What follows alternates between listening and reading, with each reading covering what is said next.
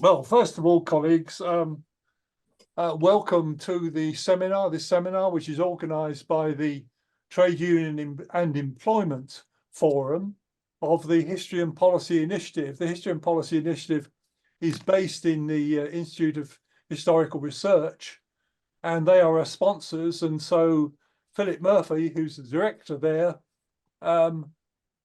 really earns our thanks. So thank you very much, Philip, for this particular hosting. Just a word about the format.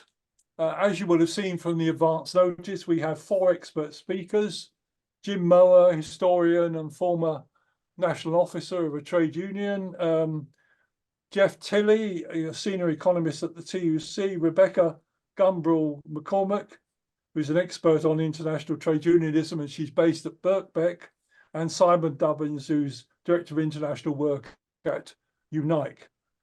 And our special pleasure, which I've already given away, is that Paul Novak, General Secretary of the TUC, has agreed to introduce the seminar. So, Paul, straight over to you. Thank you very much for coming. Well, thanks, John, and thanks to Philip and everybody that's online on the call. Just to explain, I don't live in a hotel room. I'm in South Wales with the National Association of Head Teachers. So I won't be able to stay for the full event, but really good to be able to sort of be with you right at the beginning. Maybe just start by thanking Jim Mower for the invitation to say a few words to open up the seminar. I think, as most people on the call will know, Jim relatively recently published a biography of one of my predecessors as TUC General Secretary, Walter Citrine, a particular favourite of mine. He was born in Liverpool, but actually raised and cut his teeth as a trade unionist just a couple of miles down the road from my hometown, where I still live in Birkenhead. And the thing about Citrine, he's underappreciated, I think. Not only the father of the modern TUC, he was also a true internationalist. I mean, this is a man who travelled to both the US and the Soviet Union during the Second World War to build the front against fascism and to help build international trade unionism, indeed to found international trade unionism. And I think, I just reflecting on preparing my remarks for this evening, I think that pioneering spirit is much needed now, because there has never been a moment where we need a truly effective, truly international trade union movement as we do right now. It goes without saying, we live in a dangerous and volatile world. We've got war in Ukraine, and in fact, I'll be visiting Ukrainian trade unionists in Kyiv a week on Monday, but not just in Ukraine, in Yemen, in Sudan and elsewhere. We are seeing the rise of right-wing and authoritarian governments right across the globe, in Russia, in China, in Argentina, but in Europe too. And of course, we have the humanitarian crisis unfolding before us in Gaza. And by any measure, what we're seeing there is appalling. Indiscriminate bombing, children starving, civilians being targeted. In fact, just a few weeks ago, the headquarters of our sister trade union centre, the PGFTU, was bombed. And that's a trade union building, but it's also a bakery and a nursery for 380 children. So I met the Palestinian ambassador a couple of weeks ago. He's going to come and address our General Council at the end of this month. But I think for the TUC's perspective, as part of the global trade union movement, the global trade union family, we've been very clear since October the 7th that we need a return of all the hostages, an immediate ceasefire, a de-escalation of hostilities, and a recognition, and I think this is a recognition that's been long held in the labour and trade union movement, that the only route to peace lies in a two-state solution based on a safe and secure Israel, but also a safe and secure and free Palestine. So I take some comfort, it is limited comfort, but some comfort that those calls are being reiterated by the global trade union movement, and those calls are being made not just on the streets, but are being raised daily with governments by trade unions and trade union centres right around the world. And it's a practical example of why we need strong international trade unions and a strong international trade union movement.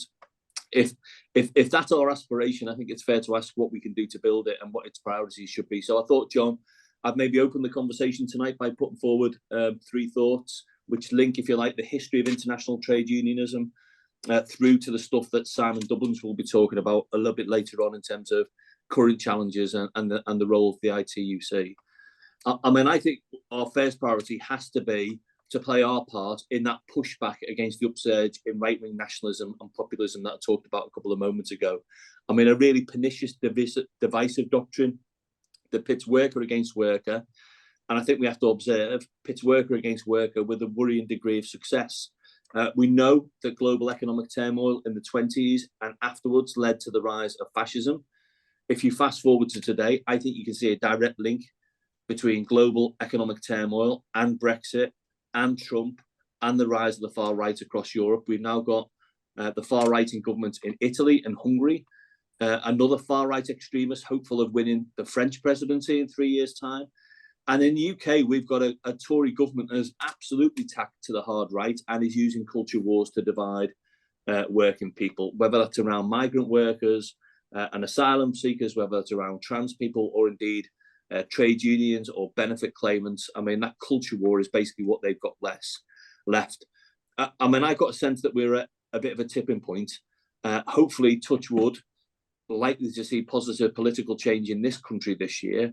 But who knows what could happen in the US in November. And I think as progressive internationalist organizations of working people, we've got a key role in resisting that populist tide. So practically speaking, at the TUC, we've been working, for example, with some of our own affiliates, including Unite, but also with sister union centres in Spain, in Germany, and Brazil, on specific work to tackle the far right, thinking about how we educate our members, how we give our reps the tools they need to resist divisive arguments in the workplace and beyond.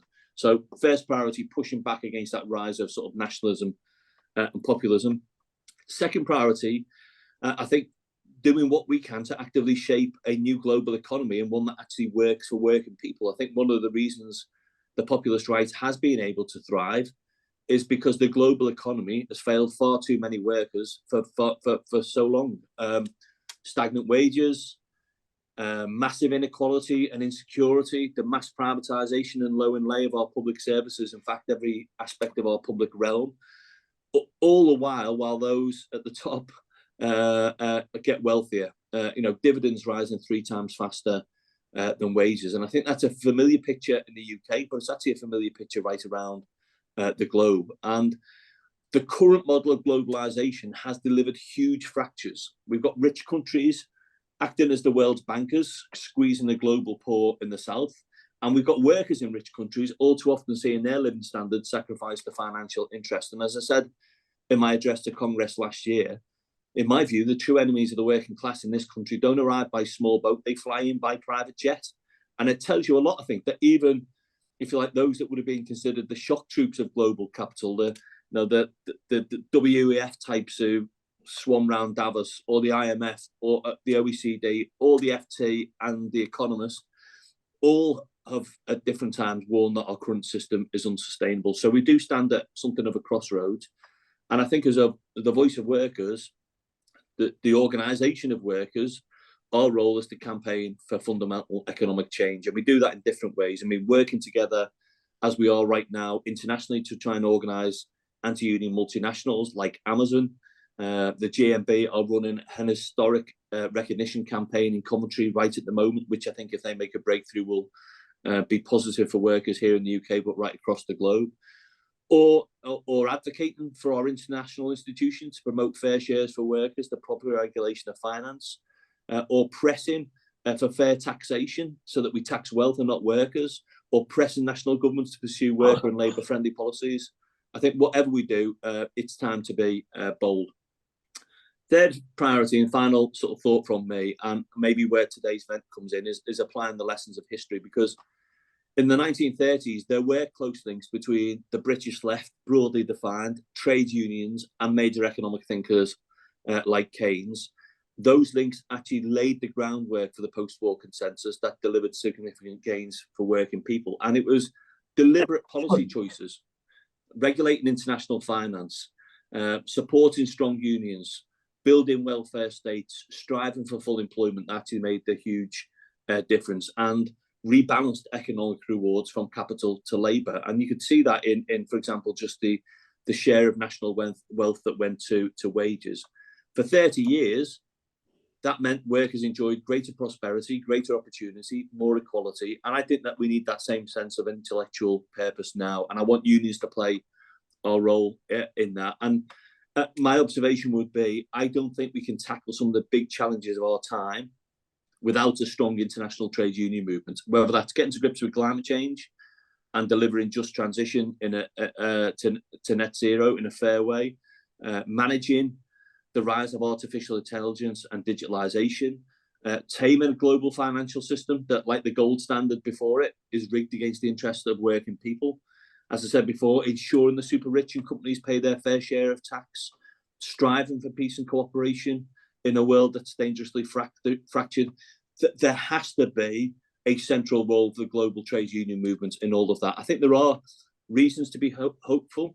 We've now got a new ITUC General Secretary in Luke Triangle. I'm confident that under his leadership and with the support of the affiliate to the ITUC, that the ITUC as an organisation can face the future with confidence, that we can build global unity and deliver practical wins for unions. If you look across the world, at the same time as we've got far-right governments in Italy, in Hungary and elsewhere, in the US, in Germany, in Spain, in Australia, we've seen the impact that progressive governments can have delivering pro-Labour policies. And in Britain, we do have the prospect of a Labour government, and a Labour government, I think, that is going to be worth fighting for. A lot of speculation in the press over the last couple of days about Labour and its New Deal for workers. I was at USDO's conference on Monday. Keir Starmer was there on Tuesday. Keir unequivocally said in response to a question from a delegate, will you be watering down the New Deal? We will not be watering down the New Deal. We'll deliver it in the first 100 days, and we're drafting the legislation now. And that potentially is the biggest upgrade to not just individual rights, ban on 0 hours contracts, day one employment rights, and protection from unfair dismissal and all the rest of it, but the biggest upgrade actually to collective rights in a generation, more than a generation. So repealing the Trades Union Act 2016, repealing the minimum services level legislation, giving unions the right to access the workplace physically and digitally, simplifying the recognition process, new fair pay agreements, and starting off with social care but extended throughout the economy. So I think that is potentially a real opportunity for unions in this country, and potentially a real opportunity for us to play our part internationally as well. Maybe last thought from me, John. For all of that nationalist and populist backlash of the past decade, for all of what we've seen since the late 70s, where we've seen internationalism running the interest of finance, big business, and the super rich, it's been very clear that's been a disaster for our members. But there is an opportunity now and a time to forge a new type of internationalism on our terms. And hopefully today's seminar is about part of sort of learning the lessons from the past and part of laying the groundwork for the future to make sure that we make that happen. So I'll leave my remarks there, John. Thanks a lot for the invitation to speak, and hope that people get a lot out of the rest of the seminar. Well, thank you, Paul. Thank you for speaking in those terms. I mean, the three key points you made about pushing back against the right-wing pressure, about a fair economic system, and a new point, which I've heard less often, building an intellectual consensus behind these particular changes. I think that's a wonderful springboard for our discussion this evening. So, Paul, thank you very much for coming. Thank you for making that contribution. And we'll now leave you to the head teachers. Thank you. Thanks, John. You make it sound pretty ominous, but they're a really nice bunch, actually. Yes. Thanks. Right. Okay. Well, colleagues, we're now coming to our four speakers. As you will see, we have a very full agenda, and it would be helpful if you could keep comments and questions until the discussion session at the end, when the four colleagues have made their particular contribution. So the first speaker is Jim Mower. Jim is a member of our Trade Union and Employment Committee Forum, and he recommended that we hold this particular seminar, so we're grateful to him. He recently, and Paul described this, so I won't describe it again, wrote this book on Walter Citrine. Walter Citrine, of course, with Ernie Bevin, dominated British trade unionism in the period before the wars. And Joe, the point that has been made over and over again is that at that time, the international aspect of trade unionism was given enormous importance by the TUC and by Walter Citrine himself. And that's covered in the book. not going to do any more publicity for the book, Jim. We'll have to do it for you. So over to you. Well, thank you, John, very much. And I was going to make some introductory remarks about the relevance of this seminar, but I think Paul and yourself have done it for me. And I'm very grateful for that plug for the book as well. Okay, we'll start straight in from IFTU to WIFTU. IFTU stood for the International Federation of Trade Unions. It was founded in 1913 by major trade union leaders in different countries. Almost immediately, it was stillborn with the outbreak of the First World War. The earnest resolutions for international solidarity of workers were soon abandoned, as each national political and trade union body fell in behind their national governments in the 1914-18 war. However, IFTU was reformed in 1919 on much more confident lines, with about 23 million members, mainly in Western Europe. This was in the hopeful atmosphere and determination that the dreadful carnage of World War I would end all wars. That pacifist sentiment prevailed in the labour movements for another 20 years. Ironically, it was the trade unions in IFTU, led by the British TUC leaders Walter Citrine and Ernest Bevin, as has been mentioned, and the Spanish Civil War, which jolted their Labour Party allies out of that pacifist mindset in 1930s Britain. In fact, the post-war Amsterdam International, as IFTU was known, immediately made an impression on the international scene. It was its leading lights, George Barnes, MP, a one-time General Secretary of the Amalgamated Engineering Union, Leon Juha, General Secretary of the French CGT, Samuel Gompers of the American Federation of Labour, and Emile van der Velde, Belgian President of the Second Socialist International, who stamped a Labour presence on the Treaty of Versailles and the League of Nations. Ironically, it was probably the American Federation of Labour, AFL, under Samuel Gompers' influence, his influence with US President Wilson, which secured this. These union leaders served on a commission on labour legislation, which recommended the creation of the International Labour Organization, or the ILO as it's known, and a labour charter to lay down improved labour standards of employment worldwide. For example, one of the ILO's first decisions in 1919 was known as the Washington Convention, which recommended all governments to legislate for a maximum of 40 hours per week or 8 hours per day. This convention had the support of government and employer representatives at Washington because the feverish atmosphere of the time haunted them with the spectre of revolution instead. But it made the internationalism of conferences more than just windy labour movement resolutions. The ILO conferences were an important international forum for union activity.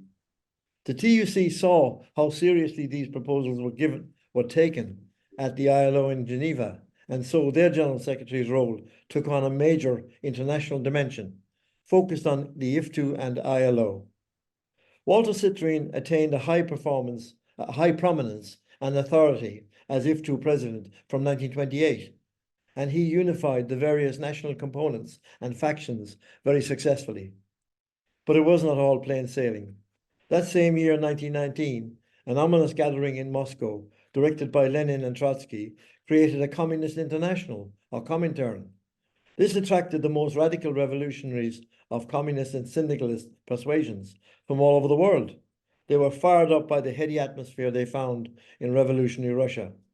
When they got home, these revolutionists denounced what was called the Yellow Amsterdam International and their own union leaderships. While in Moscow, they set up a rival international union body called the Red International of Labour Organizations, or RILU, and a minority movement in Britain. This Comintern and its agents throughout the world sought to set up dual unions. They got nowhere in Britain, as the TUC under Citrine and Bevin saw them off decisively. However, the divisions created would continue into the 1930s and distract attention from their real union tasks locally and internationally. For, as the threat of revolution receded, employers and governments no longer feared it and resisted ILO conventions. The ILO, under its radical French director Georges Thomas, did a lot of useful work all around the world in setting labour standards during the 1920s and 30s. However, its conventions did not have the force of law. These were turbulent times. The aftermath of defeat of the general strike, the Great Depression and mass unemployment, the rise of fascism to power in Italy and Germany, a communist movement which twice fomented attempts at revolution in Germany. These events cast an intolerant eye on all IFTU's efforts. It was down to 9 million members by 1935. Citroën was aided by a very able Belgian metalworker, Walter Schievenels, as General Secretary from 1932, and they began to make their presence felt. They spearheaded IFTU operations and increased membership considerably, back up to 19 million. But in Germany, with the largest European Union membership, a divided labour movement was sidelined by the nationalist appeal of the Nazis, even in the working class. They tried very hard to stiffen the German affiliate leadership, who sat on their executive, to call a general strike against Hitler's unelected power grab in 1933. Against the advice of the IFTU leadership, these ADGB leaders tried to find an accommodation with the Nazis, but ended in jail and concentration camps. Citroën and Schievenels raised substantial funds in American unions especially for persecuted trade unionists and Jews in Germany and Austria. They funded arms to assist the Austrian workers who did resist, but to no avail. Due to the menace of Gestapo attention, they had to move the IFTU headquarters from Berlin to Paris and then again to London after France fell in 1940. They were also active in assisting Spanish fighters against Franco. But what a harrowing experience the 1930s must have been for that brave IFTU leadership. During the war, IFTU was reduced to a skeleton organisation at the TUC offices in London. But as the war drew to a close, Schievenels and Citroën, who had kept IFTU ticking over, began the massive task of reviving and rebuilding European unions, which the Nazis had destroyed or driven underground. As part of that rebuilding operation after the war, the TUC leadership invited unions from around the world to meet in London to discuss the launch of a new World Federation of Trade Unions to replace WFTU. There was a huge response as it was actively promoted by the other major US Federation of Unions, the Congress of Industrial Organizations, or CIO, and by the Soviet trade unions, as well as through the TUC's own global network. In February 1945, with the largest affiliated membership ever, over 200 delegates from 56 countries, representing 67 workers, flocked to the County Hall, London, on the Thames. It was said that the agreements, promises, and hopes of the Grand Alliance of Britain, the US and Soviet Union at Yalta and Tehran permeated the atmosphere.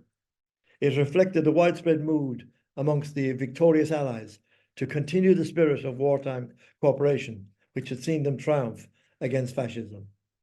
President Roosevelt warmly welcomed the Union Global Initiative. He developed his plans for the United Nations to incorporate the ILO with a broadened remit in their 1944 ILO Pennsylvania Conference.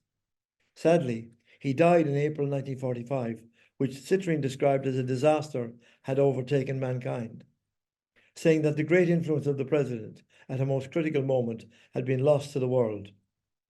Churchill and Stalin, who reached agreement with Roosevelt at Yalta, and Truman, who replaced him, had little interest in the ILO or a global role for labour when Roosevelt had gone.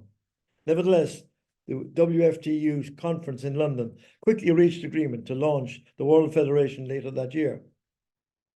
Citroën cautioned against rushing such a massive undertaking, but the enthusiasm of the delegates carried all before it. He and Schievenels would have preferred to build on the IFTU arrangements, but both the Soviets and the CIO insisted that the IFTU had to go. This alienated the huge American Federation of Labour, the AFL, who had about 8 million members, who refused to take part from the start and sought to undermine WFTU. Their president, George Meany, took the trouble of crossing the Atlantic to the rostrum of the TUC at Blackpool in September 1945.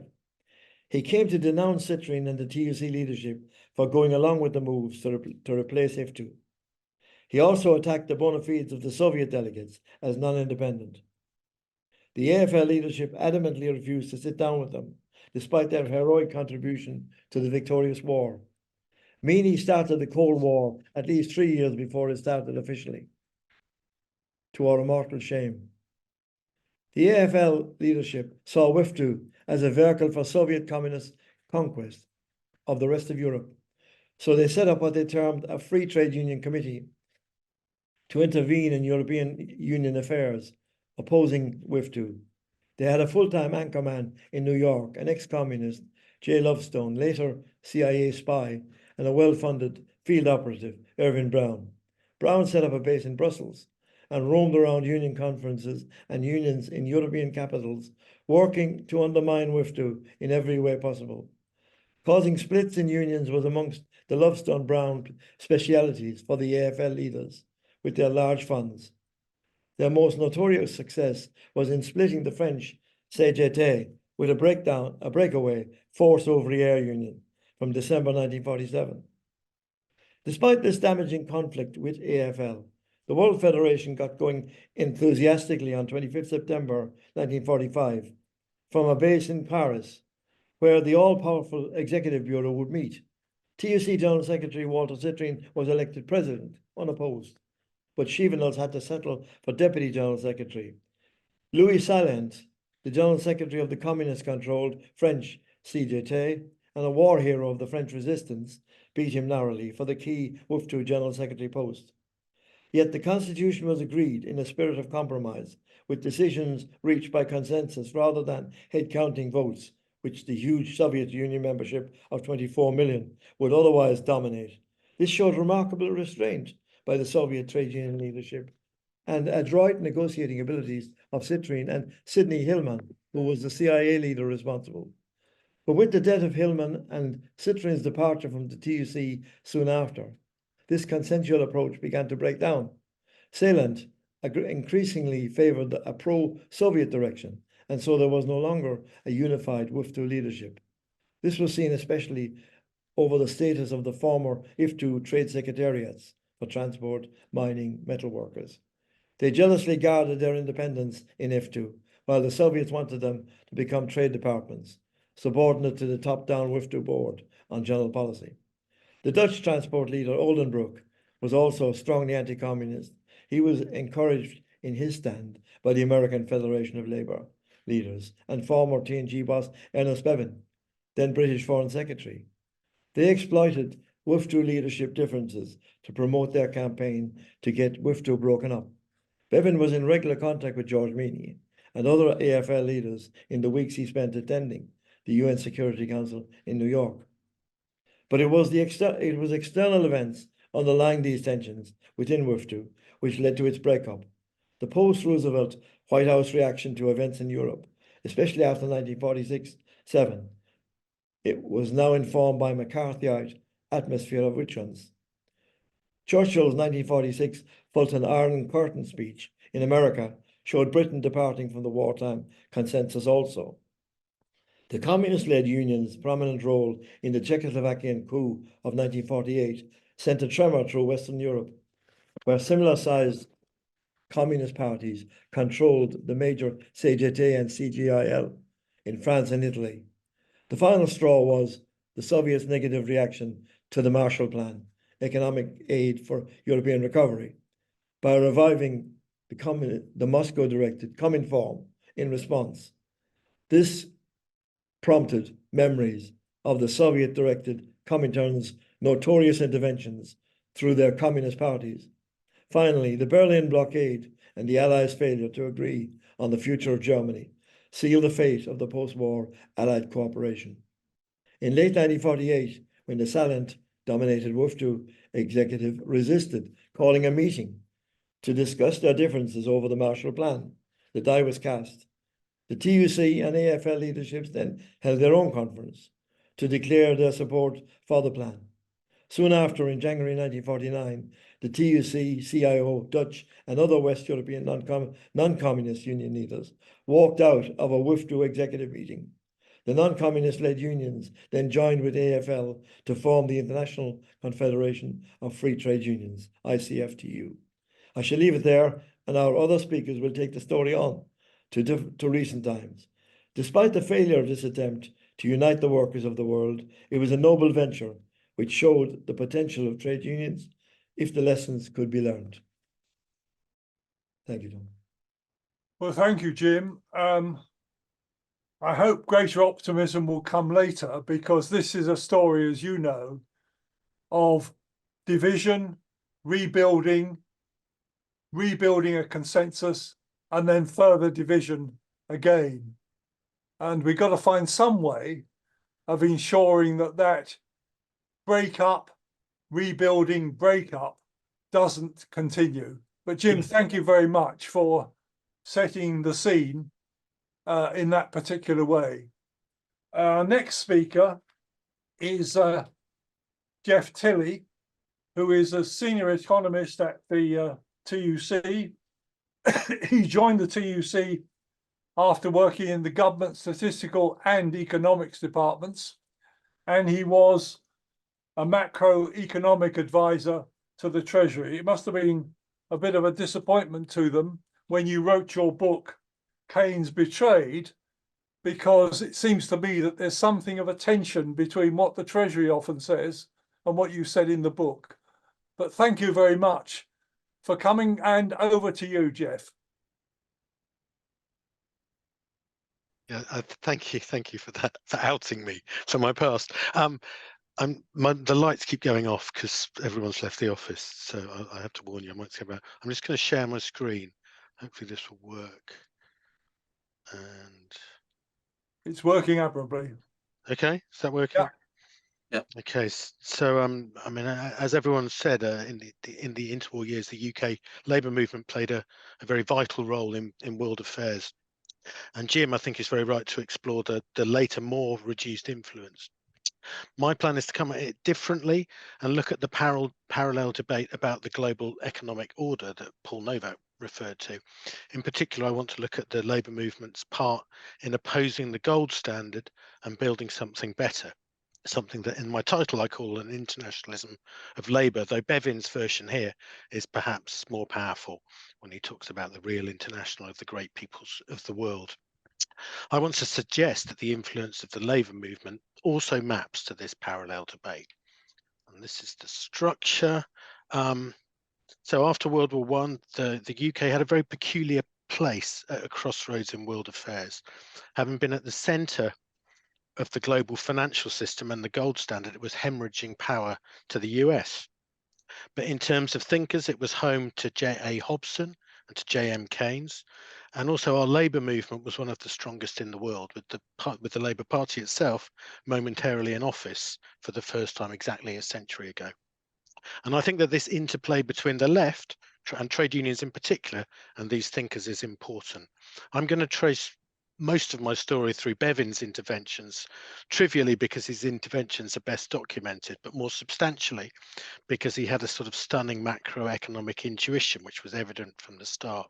And he was an important force in world events throughout. I mean, Jim has talked about the frictions sometimes between Bevin and Citrine, but I think on this big picture, they were always greater than the sum of the parts. Then the second part, I'm going to try and encapsulate in just a few minutes the sort of newly emerging understanding of how the economy worked. And this is around the interplay of power relations, international relations, and economic outcomes. Third, I want to look at from the Second World War, Labour figures in both the coalition and then the Attlee governments sought to secure a new international order for the post-war world. But they were already, as Jim has suggested about unions, they were already fighting a rearguard action. And then last, I want to bring to bear on today, we've got the Secretary General of the United Nations warning of a rigged global system. We've got a debt crisis in the south, a retreat from global markets in the north, and parallels with the climate emergency. The situation does seem profoundly dangerous, including from the perspective of international solidarity. So to the first part. Very momentarily, the ideal of a home for heroes was a genuine motivation for debate after the First World War. And Bevin was already forthright in what workers wanted and confident in his economic analysis. I hope you can read this. This was him speaking this was him addressing to business leaders in Bristol, and he elaborated on his theme of an international. This is what he said. I'll read it there. There is not one producer who wants greater production en masse. You want greater production per individual.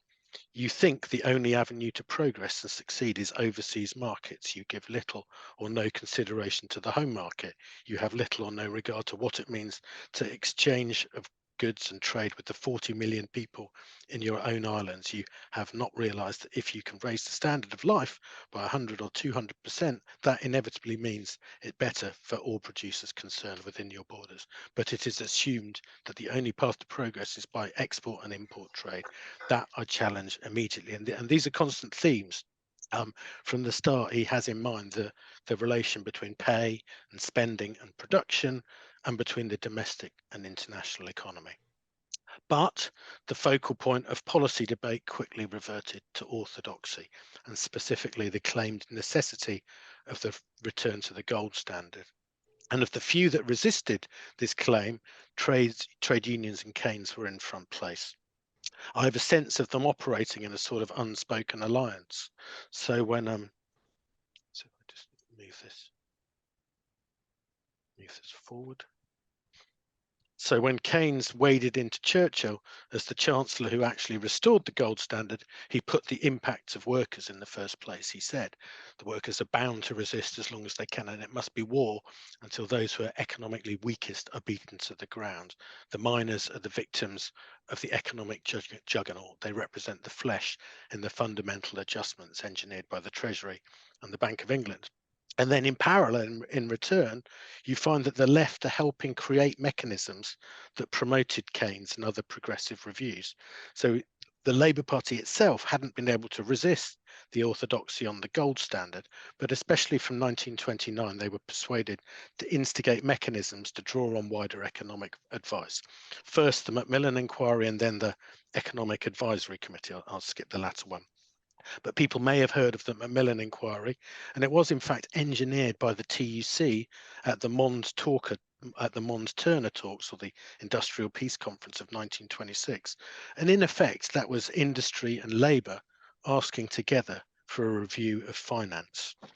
Macmillan Inquiry members were drawn from a wide range of backgrounds, including trade unions and civil society. The hearings actually brought together in person Keynes and Bevin, and the way they operated together is greatly admired. I particularly like this moment when Bevin, orphaned into poverty age 10 with minimal formal education, got to confront Montague Norman, the highly controversial and aloof governor of the Bank of England. Yet Bevin's gambit was sober, technocratic, and smart. I'm not going to read it all, but the main red bit, what he's doing, he's immediately setting finance as opposed to both industry and labour. And he's asking at the end how you separate the national and the international policies. The report of the inquiry itself, which was written by Keynes, was relatively hard-hitting, but it did stop short of calling for an end to gold. It was left instead for Bevin to do so in a minority report. And of course, he was soon proved correct. Rather than homes for heroes, throughout the 20s, the British workers endured a decade of severe hardship, and then the economy collapsed into the global Great Depression. But unfortunately, it was only after the national government was in place that Britain became the first country in the world to come off the gold standard. In the UK, the end of gold would be on capitals, not Labour's terms, although Keynes was there throughout to exert a progressive influence. But in many other countries, the election of Labour and social democratic government means that the end of gold was influenced by Labour's views. And I've got this tabulation of governments. So you see Denmark following Britain's lead, but so Denmark was led by a Social Democrat Party and the former leader of the Cigar Sorters Union, Thorvald Storning, and they come off gold in 1931. At exactly the same time, other Scandinavian countries also come off gold. Then in 1932, Per Albin Hansson takes office, of Social Democrats, takes office in Sweden. In 1935, a Labour Party takes office in Norway. Michael Joseph Savage led a Labour government in New Zealand from 1935. But of course, on a world view, as has already been said, the two really seismic events were Roosevelt taking office in 1933. He takes the US off gold in 1934. And then Leon Blum's Popular Front coalition in 1936 meant the complete collapse of the gold standard diehards in Europe. So we have this world where we have a number of governments of the left, and they all take a similar approach. They nationalize central banks, they set currency management policies that disengage interest rates from exchange rates, and then later on the last line of this table, under the tripartite agreement, different countries begin to cooperate to protect each other from financial markets. With different exchange rate policies in place, countries are free to set cheap money, as they called it at the time, which means permanently low interest rates. Countries advance pro-labor legislation, the Matignon Accords in France, and I think the Wagner Acts in the US. Countries set fiscal policy on an expansionary course, and they begin nationalizing energy and transport industries. And most strikingly, Léon Blum nationalized the arms industry in France. The countries that stood apart were the fascist countries and Soviet Russia. Britain's not here because we come later, but in the meantime, in Britain, trade unions are operating with Labour Party figures to devise what would later be the Attlee agenda. And of course, as we've also heard, the British trade unions took front place in the international campaign against fascism, and then were the dominant force in the wartime coalition government, as the famous Low cartoon illustrates, with only Churchill, the only conservative figure on the front row. So now to theory. Keynes published his most important work, which was, you may know, The General Theory of Employment, Interest and Money, in 1936. So he was writing it as these changes were taking place. It is, as far as I'm concerned, a travesty, which is why my book's called Keynes Betrayed, that his work is associated with only fiscal policy. This is from 1944 or 1945, when he describes what he calls his three goals in a House of Lords debate on the Bretton Woods Agreement. We are determined that in future the external value of sterling shall conform to its internal value as set by our own domestic policies and not the other way round. Second, we intend to retain control of our domestic rate of interest so we can keep it as low as suits our purposes without interference from the ebb and flow of international capital movements or flights of hot money. And third, we abjure the instruments of bank rate and credit contraction operating through the increase of unemployment. The international regime that he devised basically facilitated the focus on the domestic economy that Bevin had long championed. This is Hugh Gaitskell explaining the Bretton Woods Agreement to the readers of the Daily Herald. And what he does, he explains how the economic relations between nations would change. So he says, it is recognized at last that the expansion of international trade depends on the maintenance of full employment, and not the other way around. Building a positive international full employment, in my view, transcends in importance all else. So effectively, past international free trade doctrine was replaced by a new domestic full employment doctrine. In the past, the emphasis was on supply to compete with other countries. The future meant emphasis on demand. This meant not only the low interest rates that Keynes called for, but also the higher wages that are the business of trade unions. A further intuition, because there's a lot here, is that further intuition is how resources are transferred from wealth. Wealth's got too much resources but doesn't spend enough, and it transfers it to workers who've got too little resources but spend more. And likewise, when you do that, you transfer from those whose lack of spending translates to speculation and extraction to those whose spending will translate to production. We put out this report last year, Doom Loop for an Economy for Work, Not Wealth. And we showed in this how the mechanisms delivered as planned in terms of employment output and stability. This particular chart shows growth by decade across G7 countries. And you can see that from the 1950s to the 1970s, strong economic growth is shown to be driven by strong internal demand, by household demand in purple, government demand in grey, and investment demand in yellow. And then after the 1980s, increasingly weak growth is driven by increasingly weak domestic demand, just like Bevin, Keynes and Gaitskell thought. But it is important that ultimately the Bretton Woods approach was greatly compromised. We'll come back to that in a sec. So my third part is to go back in time to Labour in office. In general terms, from the start of the coalition government, they sought to secure Keynes's mechanisms for the post-war world. That was how they operated. But unfortunately, as I said at the start, they were soon fighting a rearguard action against the compromise. It started well. While war arrested the trajectory of socialist governments outlined on the earlier table, Roosevelt had held out the prospect of a more formal top-down approach, and he asked Keynes for advice. As Minister of Labour in the coalition government, Bevin engaged very vigorously with Keynes's proposed clearing union scheme for international exchange, and probably Bevin's backing was important to Keynes's plan being adopted as the official position of the government. But then at the Bretton Woods negotiations, the US rejected Keynes's multilateral approach for a dollar-centric system. And worse, one with tough obligations on the UK that were cause of the famous sterling crises in 1947 and 1949. So when he was at the Foreign Office at this point, Bevin begins to turn his mind to a better way forward. It's understood, and it's already been mentioned, that Bevin took a leadership role for Europe on Marshall Aid, but he also had a broader goal in mind. And I don't know if the scale of his ambition is fully appreciated. Excuse me.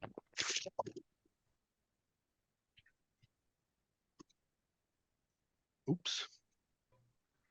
So he says, I think this is towards the end of the war, it is for us as Europeans and as a social democratic government, and not the Americans, to give the lead in the spiritual, moral and political sphere to all democratic elements in Western Europe, which are anti-communist and at the same time genuinely progressive and reformist, believing in freedom, planning and social justice, what one might call the third force. And so to pursue this, in 1947, he signs a treaty with France.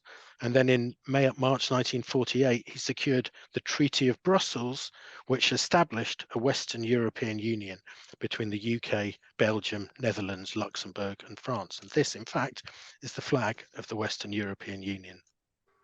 The British government was then a driving force behind the establishment of the so-called European Payments Union. The scheme operationalised Keynes's clearing union plan, which had been rejected at Bretton Woods, but it operationalised the plan for the limited number of countries in Europe and also the Commonwealth. And it's widely agreed to be one of the great steps of post-war recovery in Europe, but generally nobody's heard of it because it didn't endure. The European coal and steel community appeared to emerge in parallel under a different leadership and with a different philosophy, not least towards the international regime. The payments union itself had survived the transition from Attlee to Churchill. Churchill had been very badly burned by the gold standard, so he was willing to try monetary experiments. But the global financial authorities chose to regard the European Payments Union as a transitory scheme to a regime more in line with historical and orthodox norms. As we've already seen, Gaitskell was Bevin's right-hand man on this work throughout.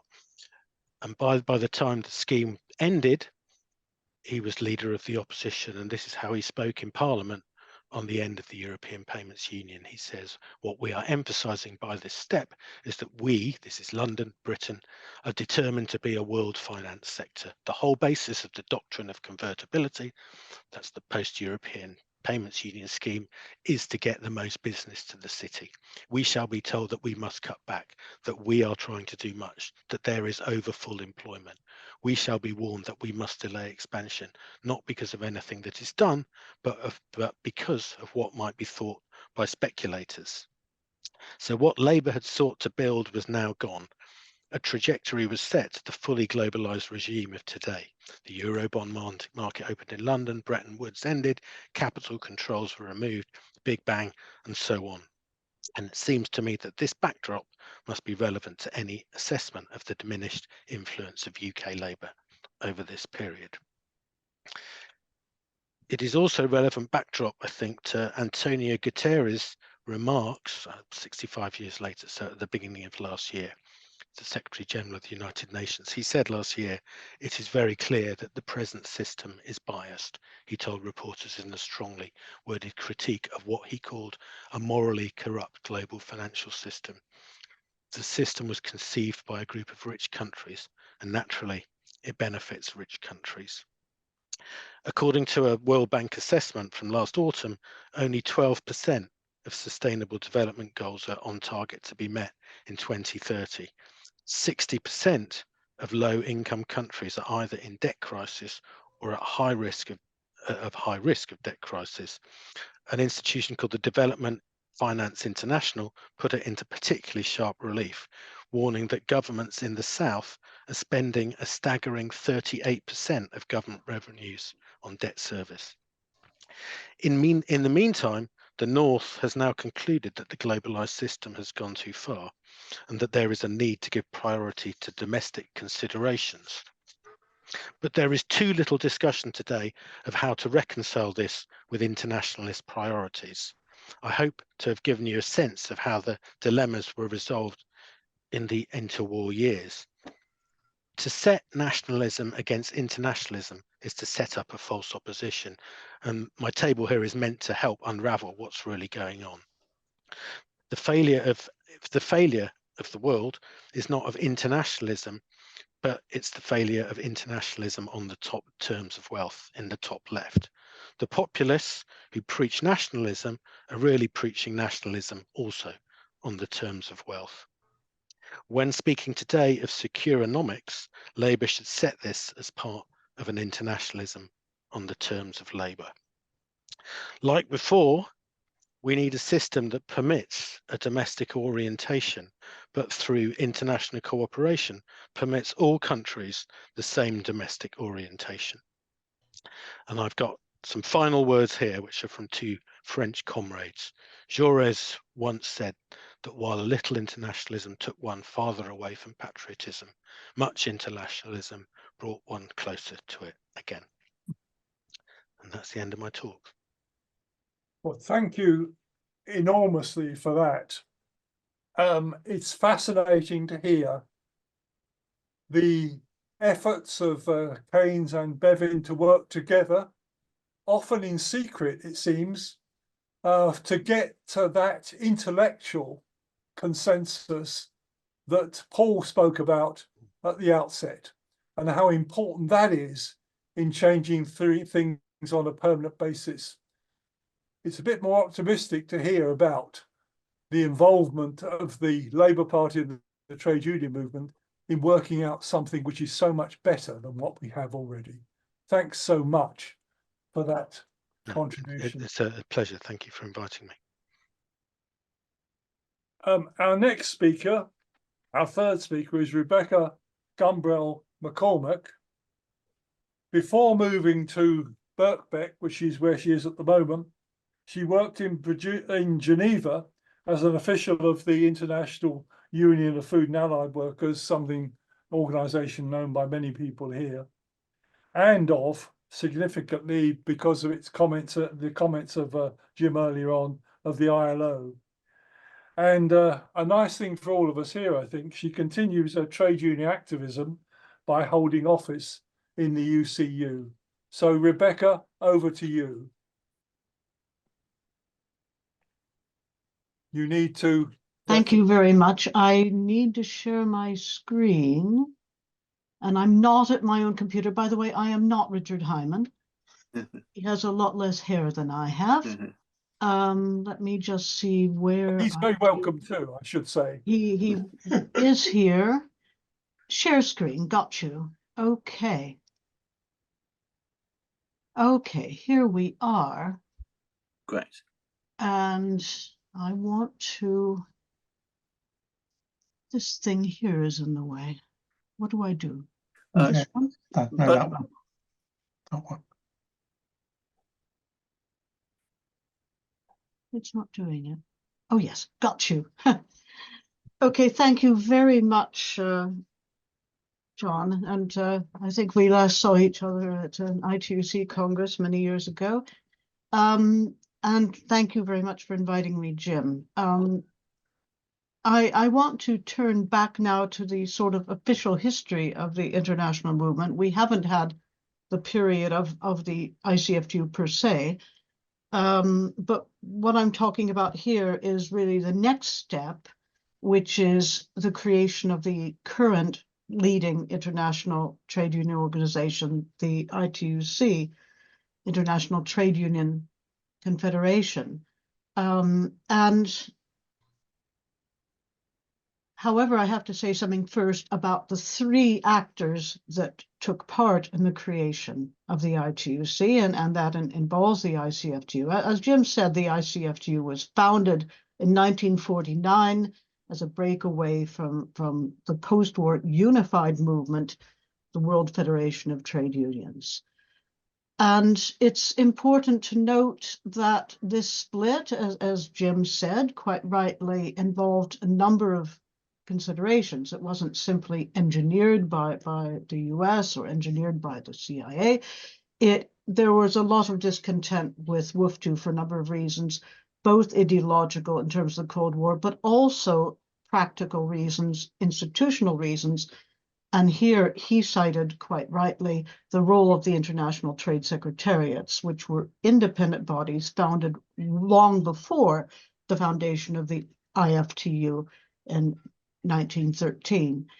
It's important that the ICFTU started by saying no. That was its reason for existence. It was saying no to WFTU, saying no to communism.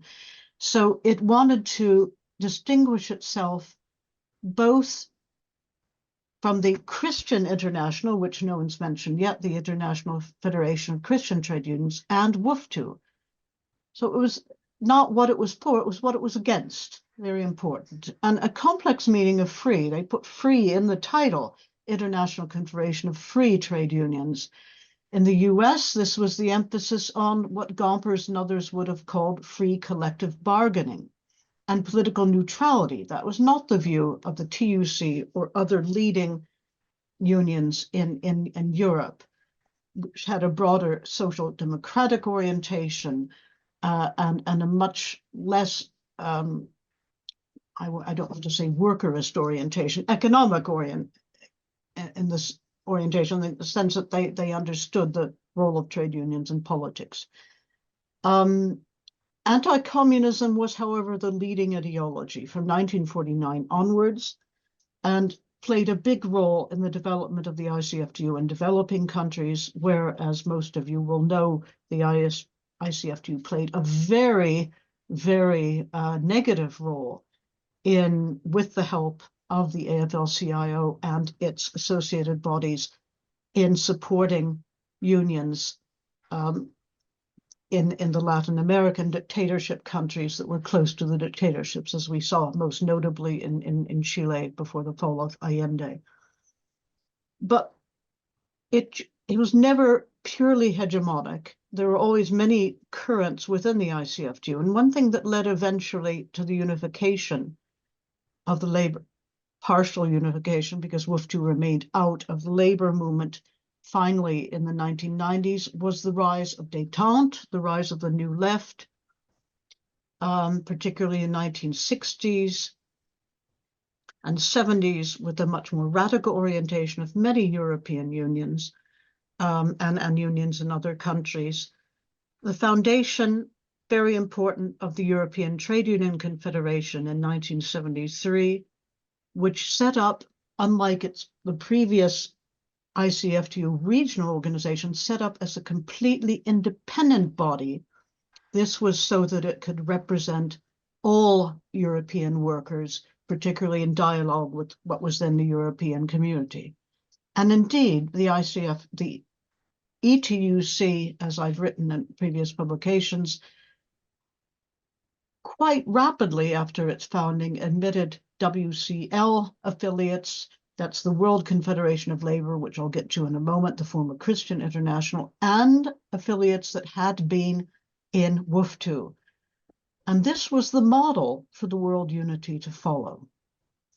In the 80s and 90s, the ICFTU further developed, moving away from its rabidly anti-communist role in Latin America, Africa, and other parts of the world, more attention to the real democratic representation of unions in the third world, bigger role for women, and opening up to the informal sector and new alliances.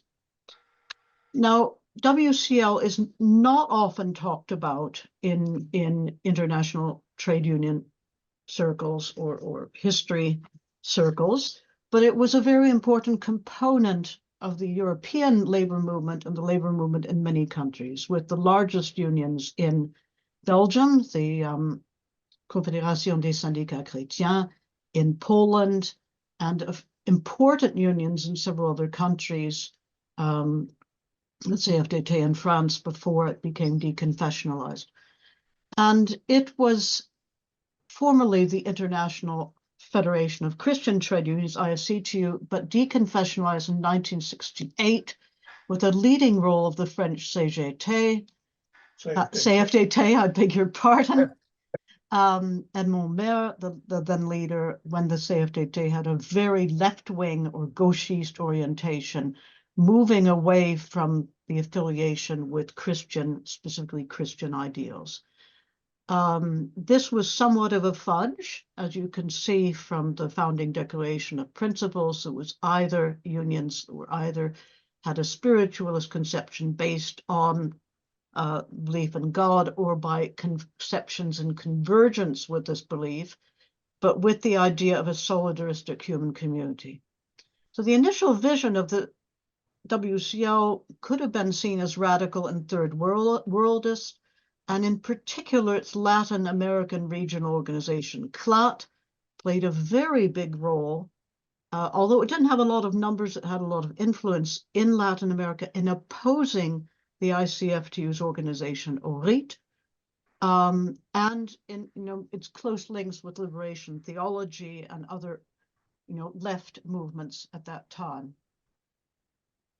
There was some return to tradition in the 1980s and 90s of WCL, especially the Dutch CNV, which indeed remained separate, but it had changed. And the third grouping that led to the unification of the labor movement was the orphan unions, or the non-affiliated national centers, many of which had left WFTU. Several founding members of the ITUC were unaffiliated at the time of its creation, the French CGT, which left WFTU in 1994, the Brazilian CUT, very notably the South African COSATU, the Polish OPZZ. Others had left WFTU and joined the ICFTU, as the Italian CGIL did in 1991.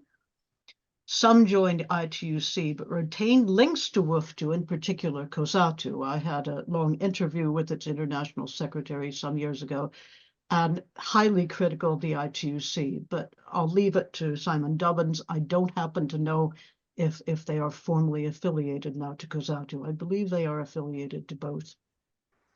These non-affiliated bodies were largely encouraged by the ETUC because they had already joined the ETUC in most cases. They saw what unity looked like at the European level. Big role of the ETUC's then General Secretary Emilio Gaballo in encouraging their affiliation, but also the ETUC at the time of the World Social Forum in Porto Alegre set up a contact group of communist and former communist unions, which include most of these unions, most of which then joined the ITUC. Now, there are many obstacles to unification. The ICFTU and the WCL were both set in their ways. There were still ideological conflicts, also very strong national identities in many countries where the Christian and socialist unions were at times in very bitter rivalry, especially Belgium. And Also after 1989, there's competition between the two bodies in seeking new affiliates in Central and Eastern Europe, where both of them played a role that is not very encouraging in terms of funding new unions, using influence, linking with their own governments and so on to get new affiliates. But there were new attempts at unity from the 1990s under the period that John van der Weken was General Secretary of the ICFTU and Bill Jordan following him, big role again of the British unions. But from 2000, the new General Secretary, Guy Ryder, who, as you know, was at the TUC for many years, and Willy Thijs of the WCL had a series of informal meetings, many of them with Emilio Gaballo, who played the role of honest broker, and this allowed them to bridge the separate identities, of Christian and socialist. There is a big role of certain figures such as Gaballo, but also Kortebeke within the Belgian Union. But this had to do, and as Paul Novak said at the beginning, the desire for unity to confront the multinationals, to confront the new unequal world order, the feeling that it was no longer possible to remain divided, that only by unity could there be strength. And as you know, WFTU as an organization was never part of this process and did not join. But as we saw, the post-1989 era loosened ideological differences as the Cold War tensions ended, and that led eventually to an emphasis moving away from focusing on the 10% of differences to the 90% of similarities. The new confederation was not a merger officially. At the founding Congress, I was, though, counting the number of people who referred to it as a merger, as other organizations were included. And here it's very important to say it wasn't just ICFTU and WCL. The former WFTU affiliates, especially the French CGT, COSATU, CUT, and Brazil and so on, played a big role from the beginning. They were willing to join this new confederation, the I2C, in a way they might not have been willing to join the ICFTU, which was very much stuck in its anti-communist past. Today, the ITUC, as Simon Dubbins will also speak further about what's happening today, became a largely hegemonic international confederation with, at the time of its composition, the ICFTU representing about 200 million members, WCL 5 to 10 million members, small in numbers, but still very significant in certain countries, and these non-affiliated national union centers. I attended several ITUC congresses, and I found that there was already in the founding Congress a slight change of emphasis.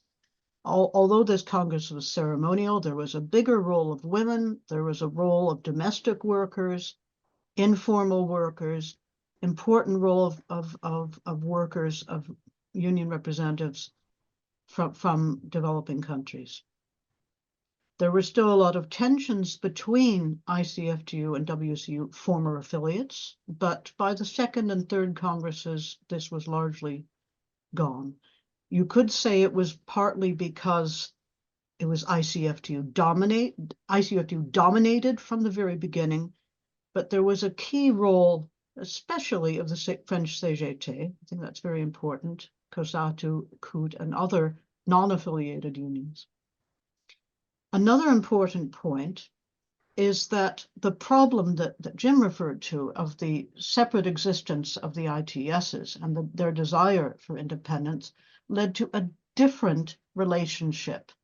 The ITSs, now called GUFs, Global Union Confederations, merged with the WCL federations. My old organization, the IUF, this had already happened years before. For some period, the IUF had a president from the Belgian Christian Union.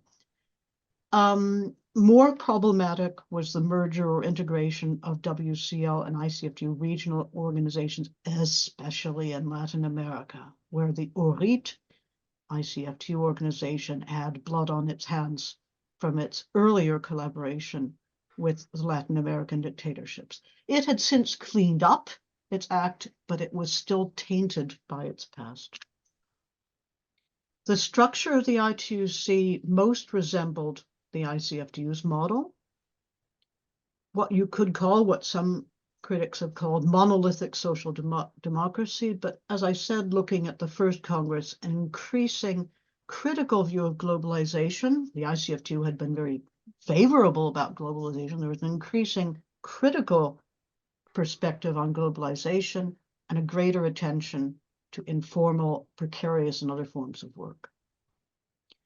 It's interesting that although it was dominated by the ICFTU, WCL, and developing countries in particular were overrepresented on the executive, very much though a top-down organization, and that's one of its key flaws still today. The top officers, different tendencies, but the ICFTU has long been dominant. The first General Secretary was Guy Ryder, followed by Sharon Burrow from the Australian Congress of Trade Unions, and as you know, very briefly, Luca Visentini, former General Secretary of the ITUC, thankfully gone quickly, and now Luc Triangle, who very importantly came not from a national center, but from the leadership of the European industrial.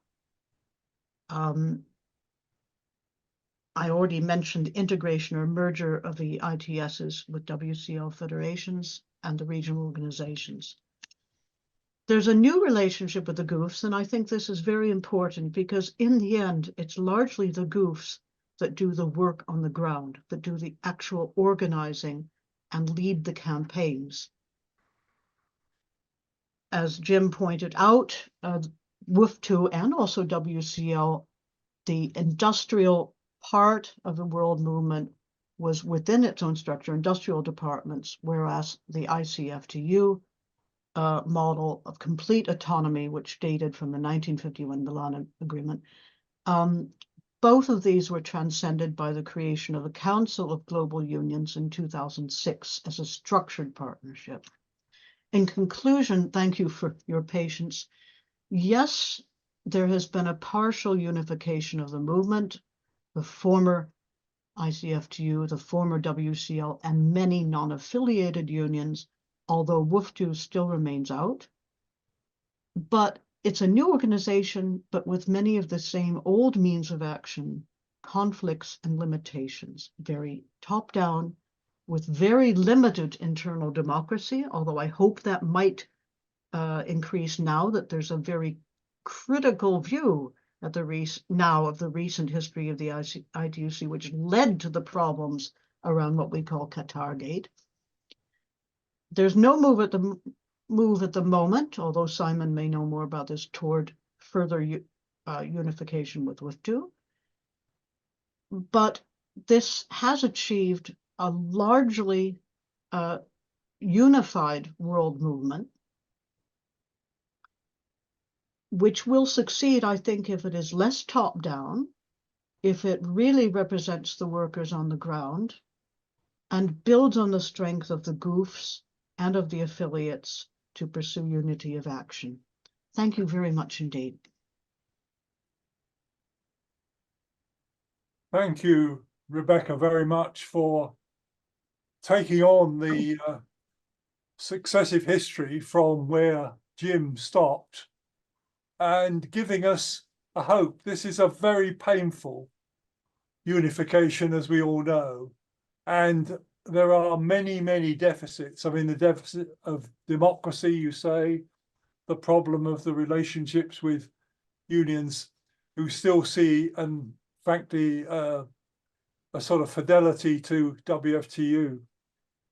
But there is at least stability there in the sense that there is an opportunity for further growth. Rebecca, thank you very much indeed for that very interesting history lesson. We now move on to Simon Gubbins. Yeah, to you, because I want to hear about it. Oh, sorry. We know some people may have their, we could see, I can't see too many, but some may have their audio on. We are sometimes getting the odd bit of background noise. Simon Dubbins is the international person covering international work as a director within Unite. He has the interesting background of being one of the only two British trade unionists who were working in Brussels during the period, rose-coloured period, as we now think of it, when Britain was actually a member of the European Union. And he gave, as has already been said, a seminar about that particular work, the development and the problems that are faced in the future. So, Simon, over to you to take, you've already been invited by Rebecca to take the story forward. Simon, please. John, thanks ever so much for the invitation, and it's really a privilege to be here with you all and have the chance to discuss. And I think the presentations from Paul, Jim, Jeff, Rebecca have been really excellent so far, and it's also it's a pleasure to see a couple of other people I haven't seen for a while. I see John Crudder's there, and I think that is Richard, who I remember from many years back when you marked some of my work in the past. So it's good to see some of you. And you, John, yourself with, you mentioned Brussels. It does appear like a golden period compared to some of the challenges we've got now. And you were obviously at the forefront of making sure the GMB was out there with its office and punching its weight on behalf of its membership within the Brussels institution. So it's really good to be here. I'm going to do what I can in terms of, I've got a few slides. Much of it, the earlier part has certainly been covered, so I will go quickly through those. No need to repeat it. I think we're all very much on the same sort of lines. Let me just share the screen if I can. Voila, I think that's it. Yeah. Okay. Yeah, so I left this up there. John referred a moment ago to this previous seminar, and I haven't changed the slides as such. And I did find it interesting that when I looked at the date, it was the 4th of October. And when I think of the date and then what happened a couple of days later and the impact that that is now having across the globe and also within the labour movement, I just felt it was almost apt to leave it there. And it just is a reminder of how quickly things change for the international labour movement and how dynamic and dangerous everything is. I think in terms of the objectives and aims of our global trade union movement, I think a lot of the issues have not really changed over time.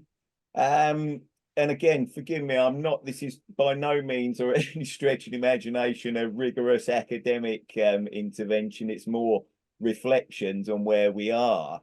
But I think we've always had the aim of organising workers, building international solidarity and really capacity above all else for collective action at international level to pursue our objectives. And first and foremost, peace and stability. We've got to always remember that it's always working class people that leave their bodies on battlefields when ruling classes fall out amongst each other and decide it's time to pursue politics by other means. So peace and prosperity, we can never, ever forget how critical that is. And particularly with Ukraine and Gaza in the Middle East, that rings very, very true today as it always has done.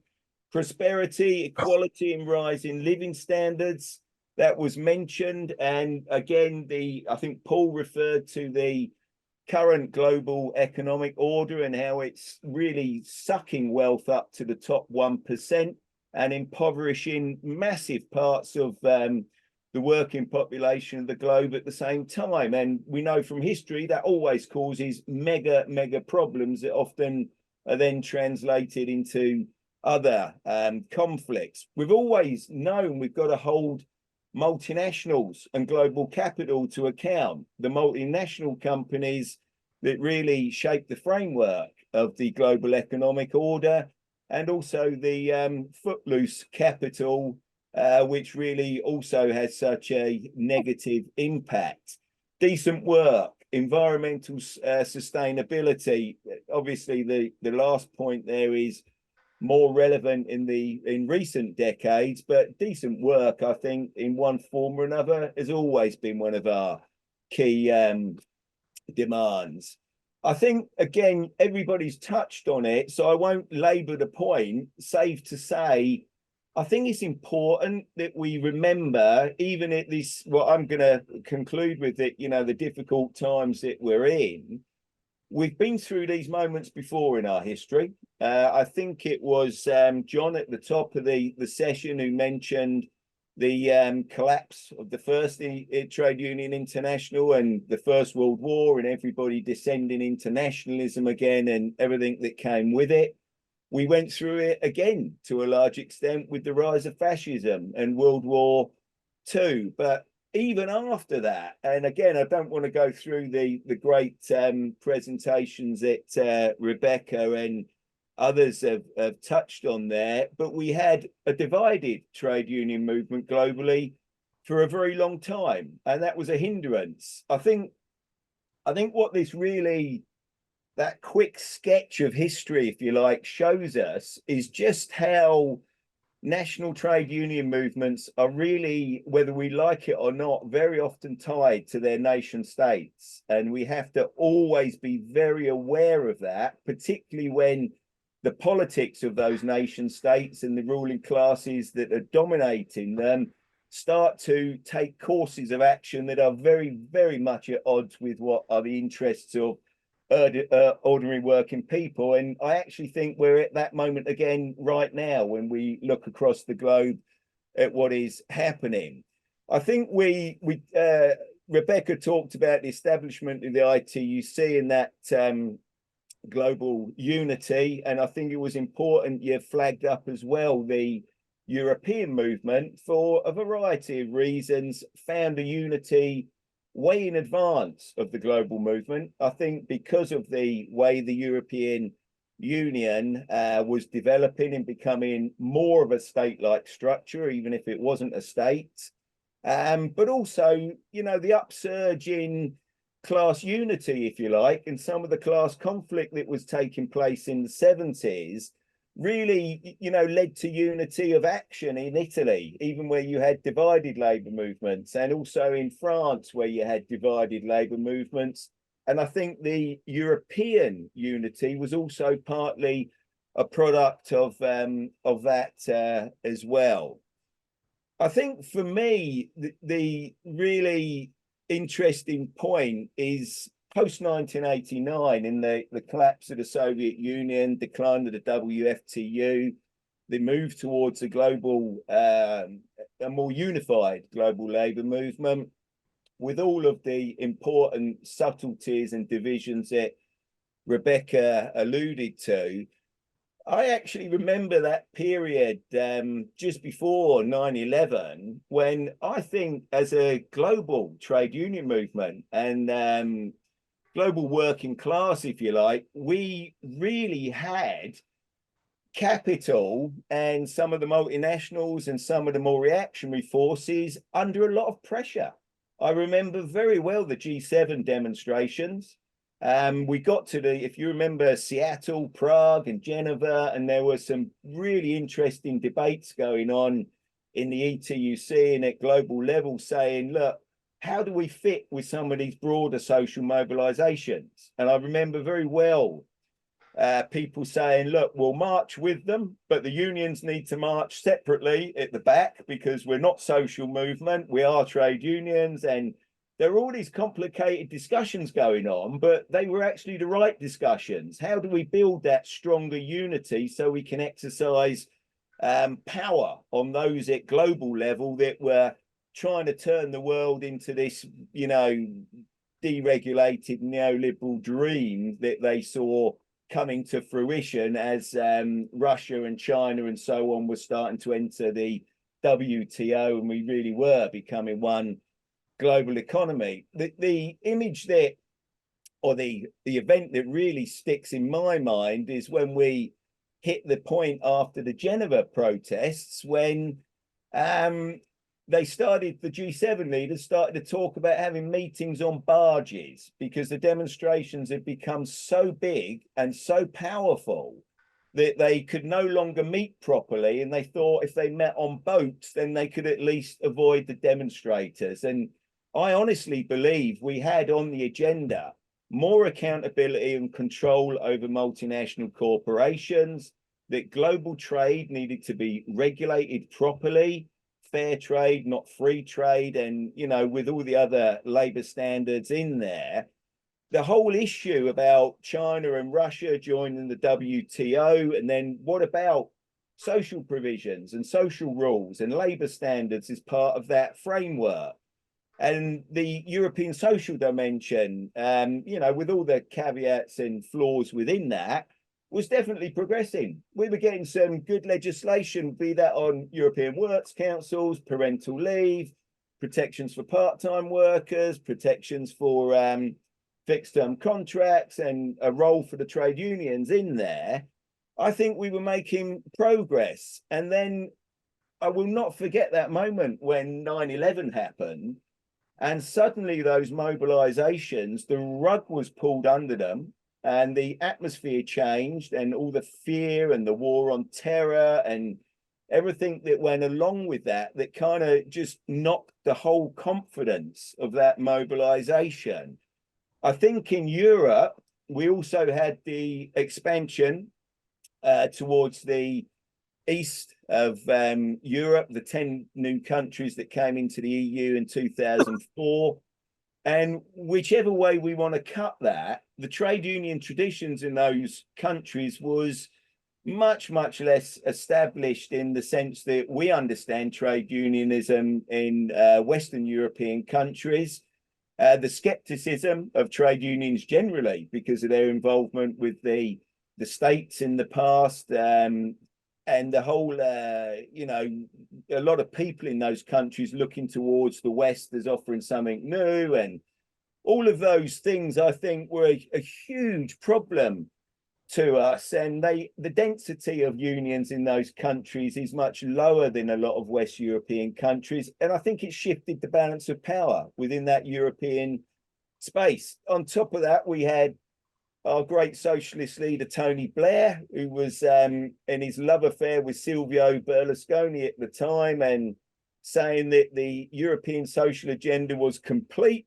We don't need any more regulation. What we've got is what it is. Whereas from a union point of view, we were like, Christ, we've made some progress, but we've got a bloody long way to go still. We certainly did not see it as complete. And I remember the issues around that.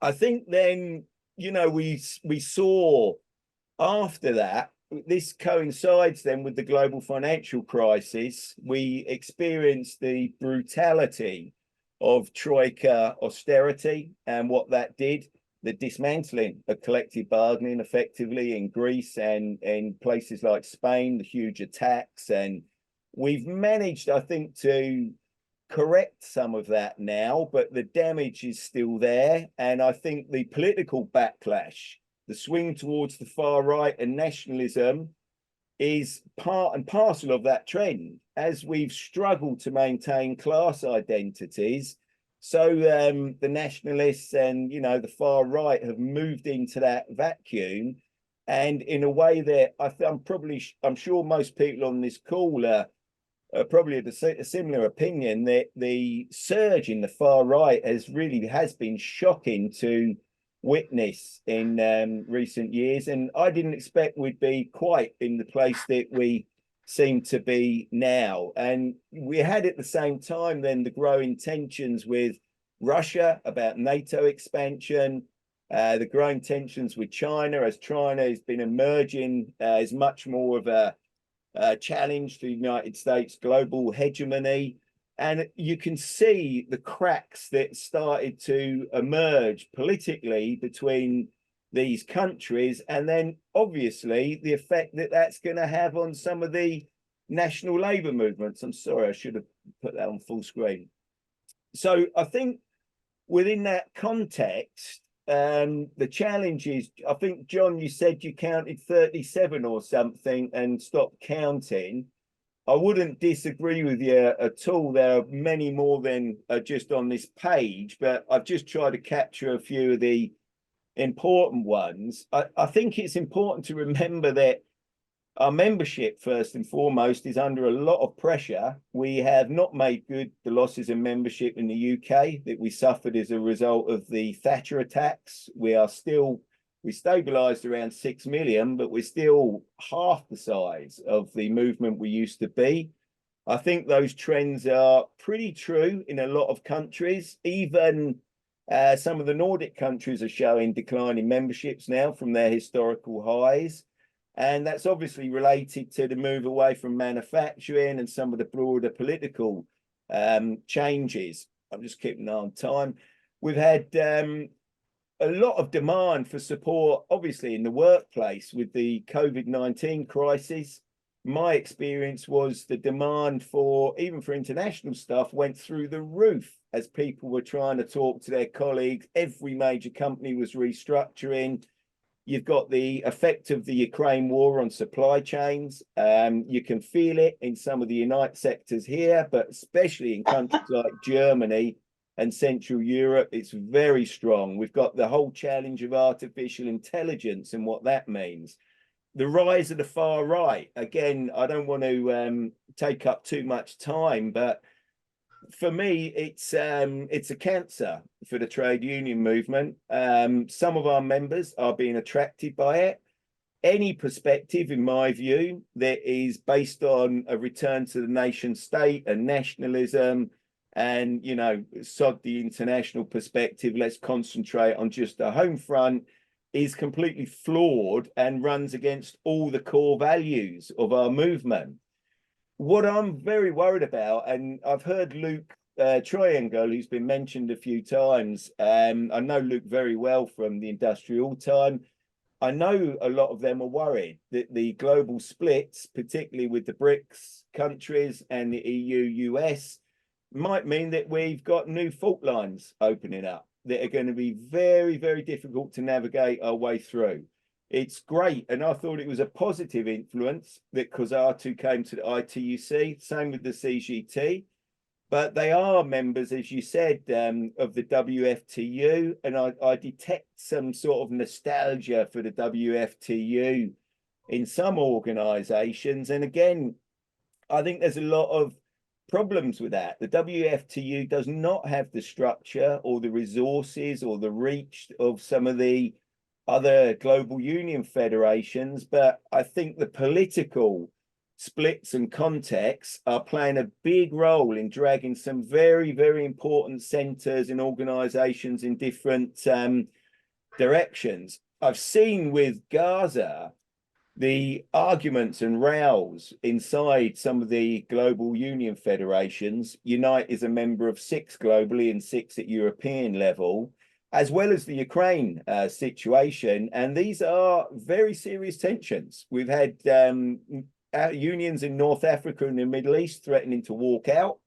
We've had unions in the developing countries in the global south that are saying the perspective on Ukraine and Russia is completely one-sided, and this is a conflict between, you know, Russia and the North, and why on earth?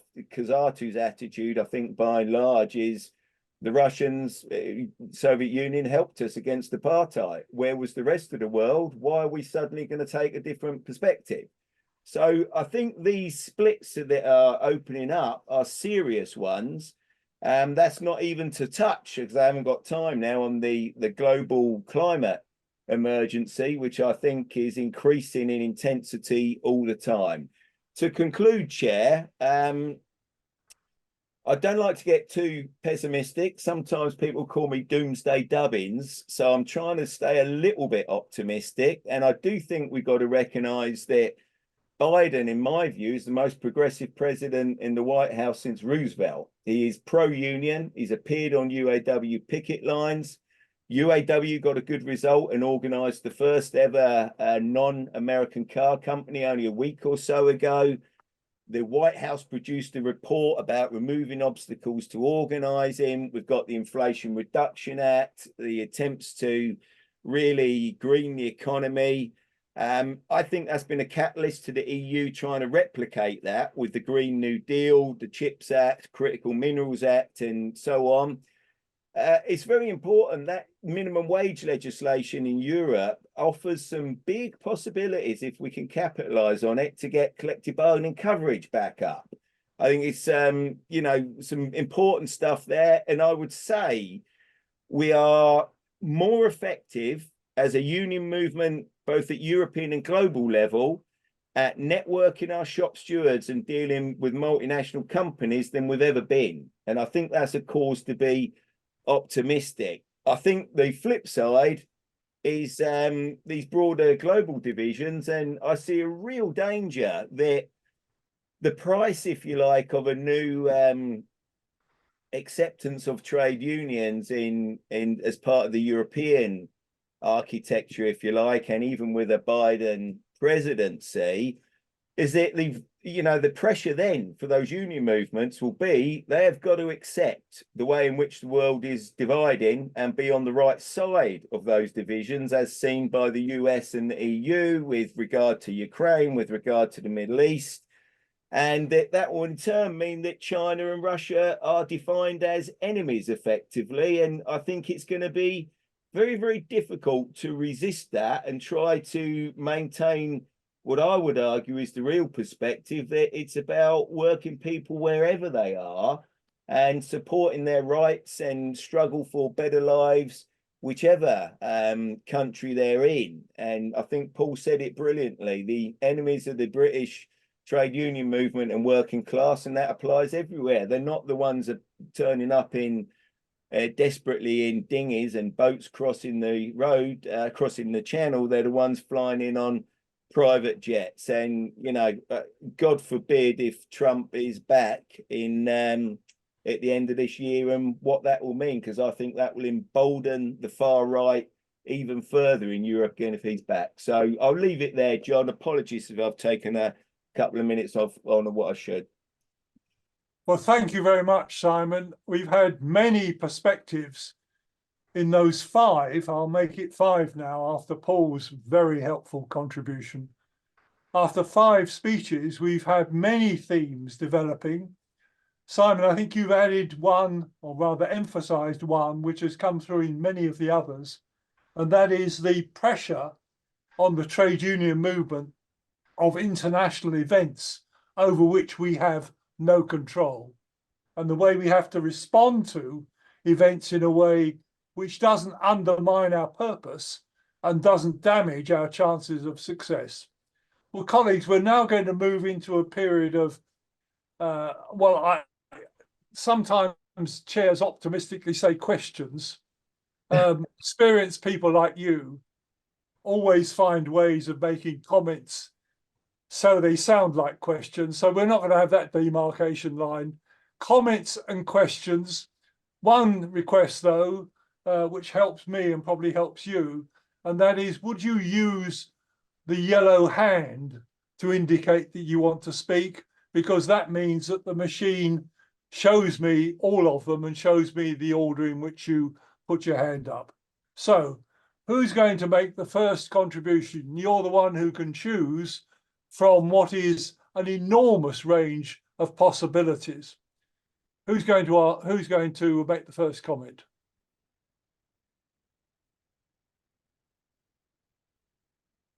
Well, I can't see any yellow hands, but there's no way I'm going to close this seminar, which has raised so many interesting issues, without a discussion.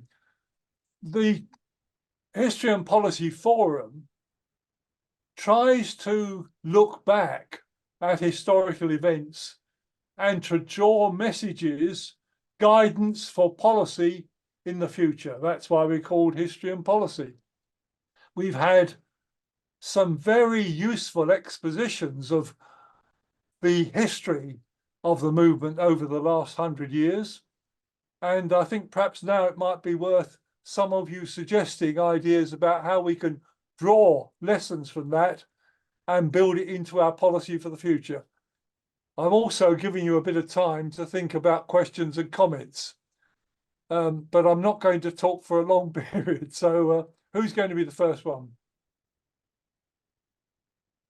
Perhaps I should delete the first one. Is a bit worrying. We are under some political pressure here, as I mentioned to colleagues earlier, and that is in London and wider in Britain, some rather important elections are taking place, and some of us are borrowing time from our electoral duties for this particular seminar. But I think we should end it properly. Comment. Tom, are you signalling? Tom Wilson, are you signalling? I asked you to signal, but I can see a hand. Thank you.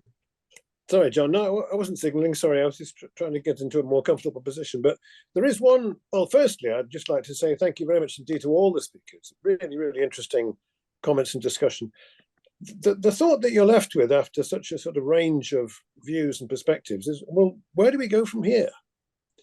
And going back to what Jim was talking about, particularly in the post-Second World War, crucial 2 or 3 years when actually it seems that if anything, the split and the growing Cold War was led not by Stalin, but by George Meany, to put it very, very crudely. We're not in those circumstances, thankfully. But what can we do today to prevent that sort of terrible split emerging all over again? We have this fantastic achievement of achieving a single organization, the ITUC, first time in history. But of course, Russia and China are outside it. It's fragile in some ways, as we've heard. What can we do today to help to defend and expand it and strengthen workers' rights internationally? I know it's a very broad question, but that's the thought I'm left with. Well, that's another question for colleagues to answer. Quite a difficult question, I think, that one's. Who's going to speak next? I'm not going to draw the line at by excluding speakers who have already contributed if they want to contribute something more. Jim, you're looking very anxious there. Do you want to speak? I'm not sure that I've got much to add at this point. Thomas' question is obviously the vital one. Where do we go from here? And given the list of speakers we have had and the list of ideas and organizations, somebody needs to pull the whole thing together, or attempt to. I was trying to set the scene with the earlier history, and then the lines are pretty clear at that stage. But it's just looking at some of the slides, the sheer number of organizations is so confusing as to what went on. So I'm not sure I have much more to say than that. Well, let me add one further thing, and I think this came out of at least 3 of the contributions.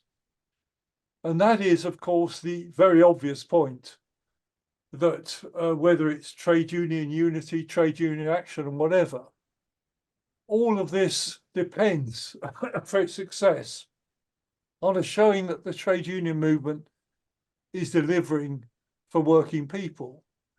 And it really seems to me that the fact that we've been unable in Britain to put back, Simon made this point, the numbers that we lost in the past, and the fact that there are so many splits in the way in which the trade union movement is seen in various parts of the world, means that perhaps we haven't given that particular attention to the rather bread and butter needs of working people. Many of them are in deep poverty. And the thing I would add to that, of course, is that if we're going to make that appeal, we are going to, unfortunately, run up against even more vested interests, in this case in terms of national government, than we normally expect in terms of corporate life. I've got a, you're not showing yourself, but I can see you feeling. Okay. Makumalula Baba, would you like to speak? Yeah, thank you very much for the wonderful. Can you hear me? Yes, indeed. Okay, thank you. Thank you very much for a wonderful presentation. One of the speakers earlier on expressed a concern, or as I thought it to be, about the breaking away of the BRIC countries and drifting towards towards China and Russia. Should we say, as part of the international effort to bring unions together, should we say there's a kind of race for trade unions in Africa? I mean, for the soul of trade unions in Africa, in terms of where they fall, should this emerging gap becomes widened between the West and, say, China and Russia? Does anyone want to comment on that? Simon, do you want to comment on that? Yeah, I think it's just important how we look at it. I'm not trying to say, you know, right or wrong one way or the other. I'm just trying to say that from the point of view of global international trade union unity, we've got forces at work which are starting, I think, to put a lot of that in question, the progress we've made. And I understand why COSATU unions might take that perspective. I understand why unions in Brazil might say, well, we don't feel like we're getting a good deal out of this. So I think it's important how we frame the question. I'm not saying that it's completely illegitimate and wrong of some of those countries to question and say, you know, how is this working for us? But I think, you know, from a trade union, global unity, class unity perspective, those type of divisions emerging again and the pressure that national labour movements are going to be under to conform to the agenda of their nation states is going to be very, very strong. And we need to be aware of that and try to push back on that as much as we can. If I can just use one example, the response of the global trade union movement to the invasion of Ukraine was to say Russian unions should either be expelled, they've currently been suspended at the moment because they did not openly criticize the Putin government in the invasion. Now, that's understandable, but let's also then talk about consistency, because I do not hear the same comments about Histradrut, the Israeli trade union center, who is 100% supportive of the Israeli government's actions in Gaza. In fact, the trade union leader was signing bombs that are being dropped in Gaza. So I think, you know, in terms of reflection from a global trade union perspective, we need to really be consistent in the way in which we're going to try and apply our principles. Otherwise, people are very quickly going to say, what the hell is going on? Thanks, John. Thank you, Simon. Rebecca, can I ask you a question which is a bit unfair since you've spoken at length? I just wondered, in view of the points you made about the fragility of the ITUC at the moment and the need for some reforms, you made the particular point about it's a top-down organisation and that's always vulnerable. I wonder whether you can see any pathway towards greater strength and stability and, frankly, drawing in more organisations. Thank you. By the way, John Cruddas has been waiting for some time, but since you've asked me to speak, I mean, it's actually not true about Russia and China being out, because Russia was in the ITUC, but then suspended itself over the Ukraine issue for fear of being expelled, which it might well have been. I think the real question, I mean, the ITUC does have a very large number of members, but some of those affiliates are a lot more active than others. Some of them have very small memberships and are not very, or either very close to their governments, or just not very successful. I mean, it still relies a lot on the unions in the North, in the global North, and with the notable exception, I think Latin America is playing a much bigger role than it did, and some Asian unions, for example, Japan. But I think the Luc Triangle's election as a safe pair of hands, but also a clean pair of hands, unlike his immediate predecessor, is very important, and especially because he comes from the industrial union background, from Industrial. There have been previous ICFTU general secretaries who came from that background, as Bill Jordan being an obvious example.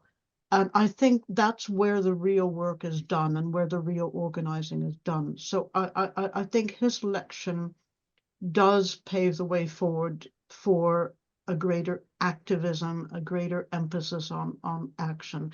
And as you were saying, what can the movement deliver? Is it delivering things for working people? I mean, we don't hear about it that much here, but individual campaigns in individual countries have benefited a lot from international trade union support. If you go back to the apartheid era in South Africa, the ICFTU and many of its affiliates and the International Metal Workers played a big role, although they don't seem to remember it now, a big role in providing training of trade union leaders who then emerged as leaders of the new independent country. Many other examples in many countries, and particularly in supporting human and trade union rights, where people are in prison, tortured, and so on. That intervention of the international unions has helped release people over the years. So it is delivering in some ways, but not enough is known about what it's delivering. I think better communication, but also rethinking this very top-down approach.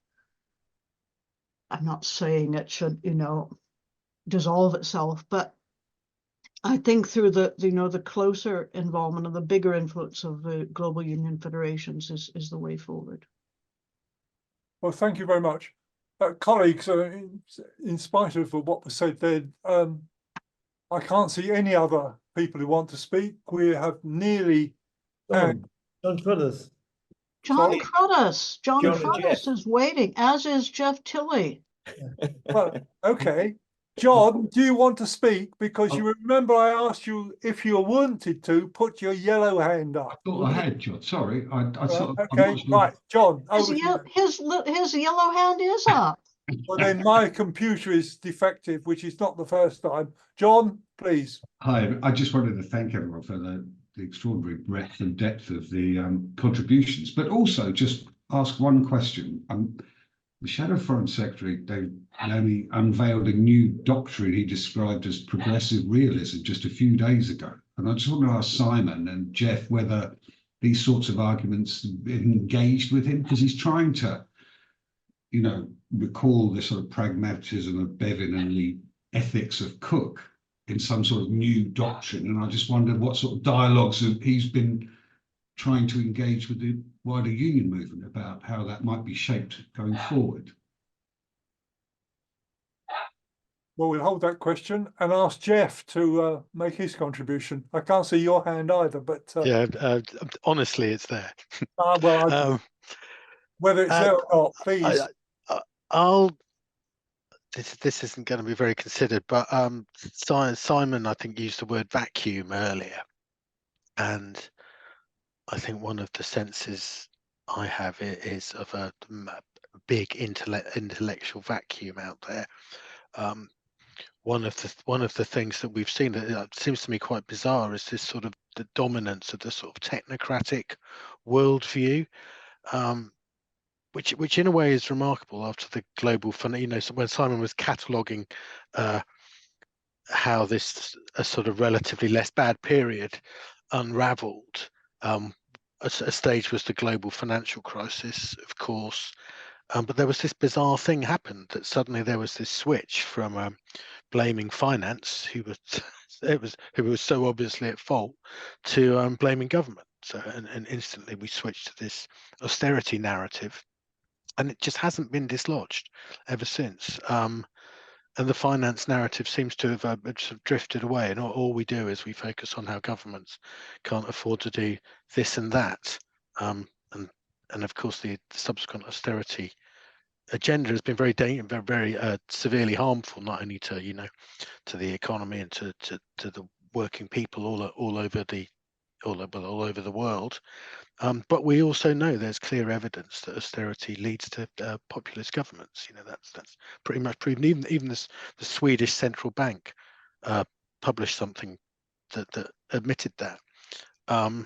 So that's just not dislodged. I mean, we might all have an alternative worldview, and I'm sure we do, but it's not one that's getting through to there. But then we go to the same international. We go to the international domain, and the obvious way to go to the international domain is via the central banks, who have done this seems to me completely insane thing and put up interest rates so harshly, which is the repercussions of that, I think, on the global south is a critical factor to the crisis in the global south.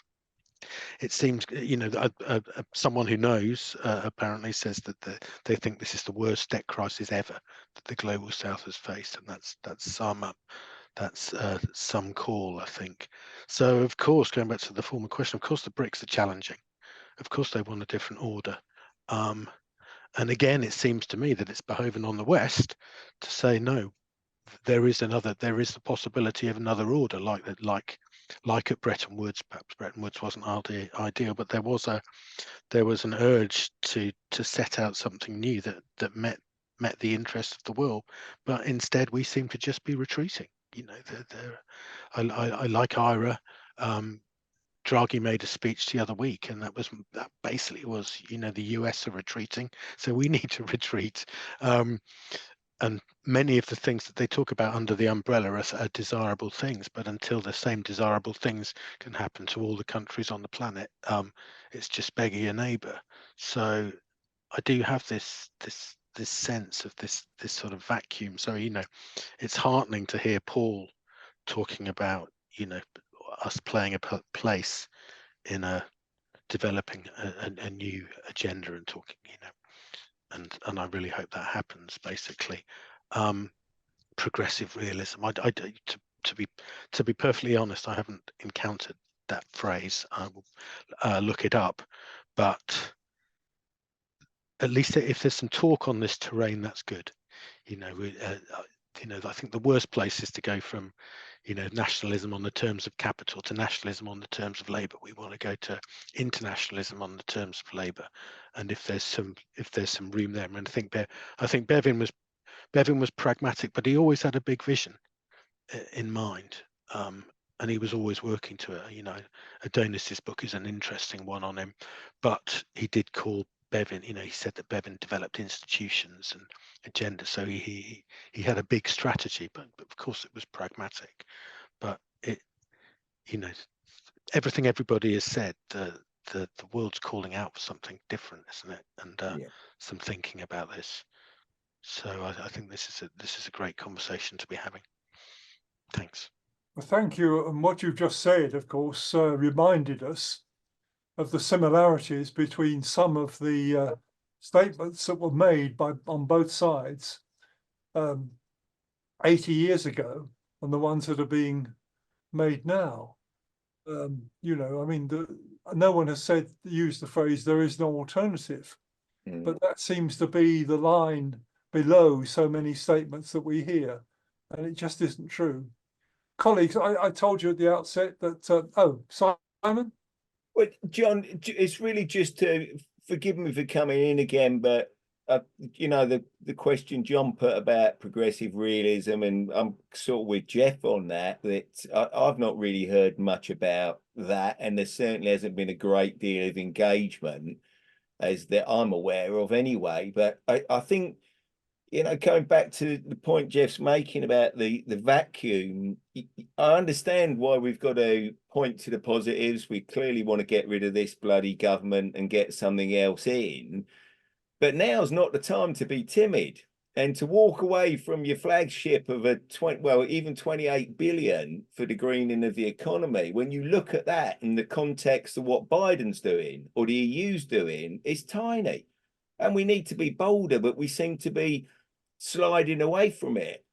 Regarding domestic politics, I think Biden looks like a radical lefty compared to where Starmer's at. At least he's been bold and thinking big, and I don't have the solutions there, but you know, again, Jeff, with regard to vacuum, I think people want something different right now, and they need to have a vision and a future that they can see with something there. And if we don't offer something quick when we're in government again, hopefully, then I think we're all well aware what bloody forces are going to move in there. And you can see where the government's already taken it with the anti-immigrant, the Rwanda politics. And we've got to be very, very careful that our own government doesn't, you know, get dragged along in the slipstream of all that and actually tries to chart a different course.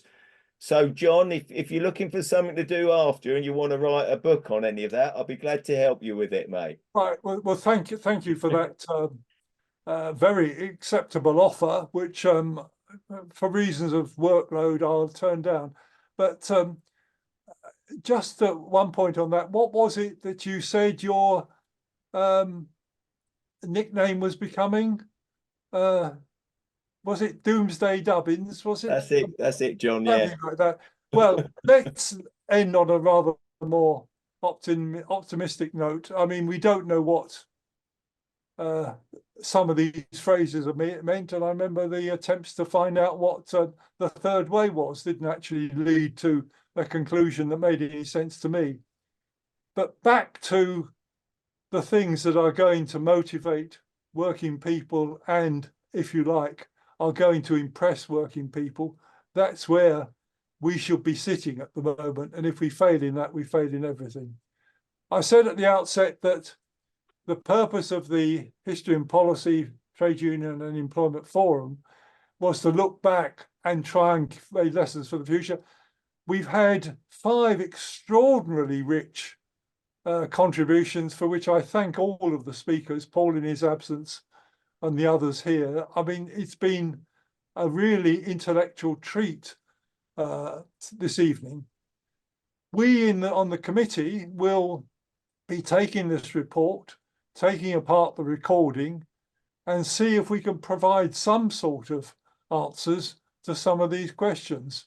I can't say that we'll be much more successful than some others who have been, but we will certainly try, and we will tell you what we will develop by way of other seminars, other events, other conferences to try to get to the bottom of these things. But I want to end with a very considerable thanks to our speakers and to the rest of you who have come, and particularly those of you who are still here and have stayed to the end.